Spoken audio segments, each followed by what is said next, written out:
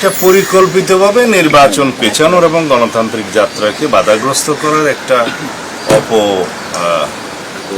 কৌশল বলে আমরা মনে করি। আমরা এর তীব্র নিন্দা জানাই এবং সরকারকে অনুরোধ করব যেন সকল ধরনের কঠোর আইনানুগ ব্যবস্থা গ্রহণ করে। তবে এখানে সরকার একটু সমালোচনা করতে চাই।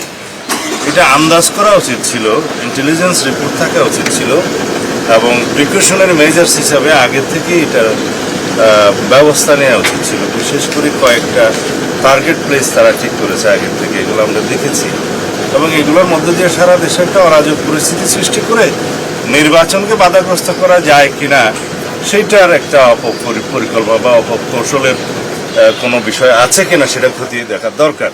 তবে এই ধরনের কোনো কার্যকলাপের মধ্যে দিয়ে বাংলাদেশের গণতান্ত্রিক যাত্রাকে বাধাগ্রস্ত করা যাবে না এবং গণতান্ত্রিক উত্তরণকে কোনোভাবেই কণ্ঠকাকীর্ণ করা যাবে না আমরা মনে করি। তারেক রহমানের আসার ব্যাপারটা নিয়ে এর সাথে তো কোনো আশঙ্কার কোনো কারণ নেই।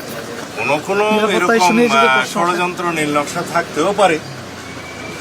নিরাপত্তার জন্য তো পুরোপুরি সরকার আপনাদেরকে সহযোগিতা করছে বা তারেক রহমানের ট্রাভেল পাসটাও তো পাস হয়ে গেছে এমন কিছু। আমাদের প্রিয় নেতা জনাব তারেক রহমানের আগমন উপলক্ষে, প্রত্যাবর্তন উপলক্ষে যেরকম আমাদের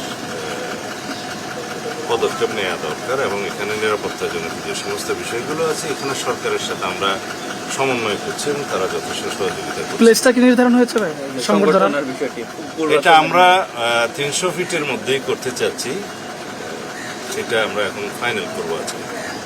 300 ফিটেই করা ওই দিনই। এটা হচ্ছে জনসভা নয়, এটা হচ্ছে তিনি জনগণের সামনে উপস্থিত হবেন, জনগণকে ধন্যবাদ জানাবেন এবং কৃতজ্ঞতা জানাবেন তার সদস্যপদ।